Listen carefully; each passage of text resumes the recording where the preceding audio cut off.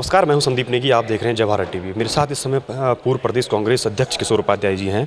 Sir, आप रेणी गांव भी गए, चूँकि हालात वहां पर बेहद ख़राब थे और अभी भी हैं। रेस्क्यू कार्य कहें या सर्चिंग कार्य कहें, अभी भी चल रहा है। किस प्रकार का आप देखते हैं सरकार की मशीनरी, और सरकार कह रही है कि मुख्यमंत्री जी ने वहाँ पर लगातार दौरे भी किए हैं, क्या कुछ लगता है? नहीं, मुख्यमंत्री जी के जाने से तो मुझे लगता नहीं है कि वहाँ कोई फ़ायदे के बजाय नुकसान हुआ, क्योंकि जिन लोगों ने राहत कार्य में लगना था वो मुख्यमंत्री जी के काम में उनके साथ लग गए। वहाँ सबसे बड़ी जो परेशानी हुई, उसमें सबसे बड़ी परेशानी ये थी कि वहाँ जो एनटीपीसी है और उसके साथ में जो और एजेंसीज राज्य की और बाकी काम कर रही थी, उनमें कोई सामंजस्य नहीं है, आज भी नहीं। दूसरी सबसे बड़ी परेशानी वाली बात यह है कि जो वहाँ पर इन लोगों ने मशीनें वगैरह भेजी, उन्होंने ठीक ढंग से काम नहीं किया, बल्कि टूटी गई। तीसरा, इनको पता ही नहीं था कौन से टनल में लोग फंसे हुए हैं, ये गलत टनल में जो है काम करते रहे। तीसरा, आपदा की जो है आपकी सब में कोई पॉलिसी नहीं है। एनटीपीसी कुछ कह रहा है, राज्य सरकार कुछ कह रही है, केंद्र सरकार कुछ कह रही है। चौथी बात ये है कि जितने भी इस तरह के बांध हैं जो आपने प्राइवेट या जो पब्लिक सेक्टर को दिए हैं, उसकी जांच होनी चाहिए, और विशेषकर प्राइवेट क्षेत्र के कि वो कितने हाथों में बिक चुके हैं।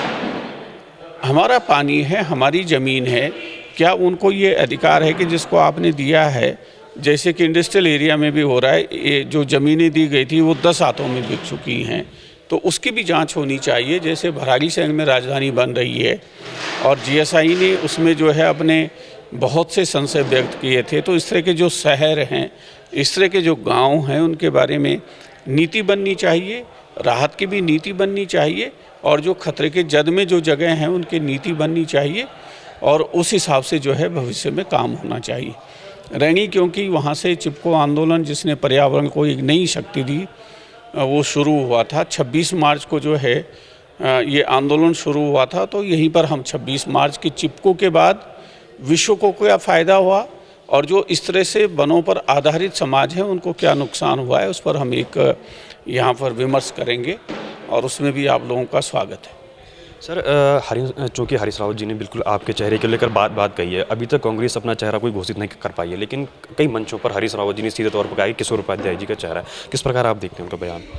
नहीं, मैं उनका आभारी हूँ, हमारे बड़े भाई हैं, और हरीश रावत जी मेरे विचार से आप भी आकलन कर दीजिए कि पूरे प्रदेश में सबसे वरिष्ठतम अनुभवी राजनीतिज्ञ है। अगर वो कुछ कह रहे हैं तो मेरे विचार से उनकी बात को गंभीरता से लेना चाहिए, हमारे जो प्रदेश को भी और हमारे केंद्रीय नेतृत्व को भी। तो ये थे किशोर उपाध्याय, जिन्होंने सीधे तौर पर कहा कि कहीं ना कहीं जो हरीश रावत जी हैं उनकी जो बातें हैं उनकी बातों को गंभीरता से लेना चाहिए, क्योंकि उन्होंने हरीश रावत जी ने कई मंचों से सीधे तौर पर किशोर उपाध्याय जी का नाम खुलकर कहा है। संदीप नेगी, जय भारत टीवी, देहरादून।